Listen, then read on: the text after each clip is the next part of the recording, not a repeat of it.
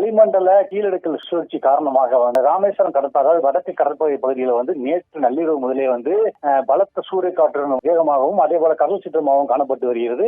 இந்த சூழல ராமேஸ்வரம் அக்னி தீர்த்த கடற்கரையில வழக்கத்துக்கு மாறாக நீரோட்டமானது அதிகரித்து உள்ளது. இதன் காரணமாக அக்னி தீர்த்த கடற்கரையில கடற்புற்கள் தற்போது அதிகமாக கரை ஒதுங்கி வருகிறது. இதன் காரணமாக இந்த பகுதியில் நீரிடக்கூடிய அதாவது இந்தியா மற்றும் பல்வேறு மக்கள் இங்க நீரிடுவது வழக்கமாக இருந்து வருகிறது. இதன் அந்த கடல் சீற்றம் நீரோட்டம் காரணமாக கடற்புற்கள் அதிகமாக கரை ஒதுங்கி வருவதாக இந்த அக்னி தீர்த்த கடற்கரையில நீராடுவதற்கு மக்கள் தற்போது அச்சமடைந்து வருகின்றனர். அதாவது கரை ஒதுங்கக்கூடிய கடற்புற்களை தற்போது நகராட்சி ஊழியர்கள் அப்புறப்படுத்தி வந்தாலும் கூட தற்போது அதிகமாகவே தற்போது இந்த கடற்புற்கள் கரை ஒதுங்கி வருகிறது. இதன் காரணமாக இங்கு நீராடக்கூடிய பக்தர்கள் தற்போது அச்சமடைந்து வருகின்றனர். அதாவது டிசம்பர் மற்றும் ஜனவரி மாதங்கள்ல மட்டுமே இந்த கடற்புற்கள் கரை ஒதுங்குவது வழக்கமாக இருந்து வருவது.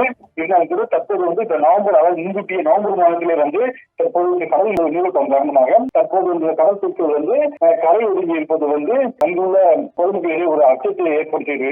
இதுல கடற்புற்கள் கரை ஒதுங்கு என்று ஒரு அச்சம் இருந்தாலும் கூட தற்போது மத்திய கடல் மற்றும் மீன்வள ஆராய்ச்சி அதிகாரிகள் கடற்புற்களை சேகரித்து மக்களுக்கு ஒரு நம்பிக்கை தன்மையை ஏற்படுத்த வேண்டும் என பொதுமக்கள் கோரிக்கை விட்டிருக்காங்க.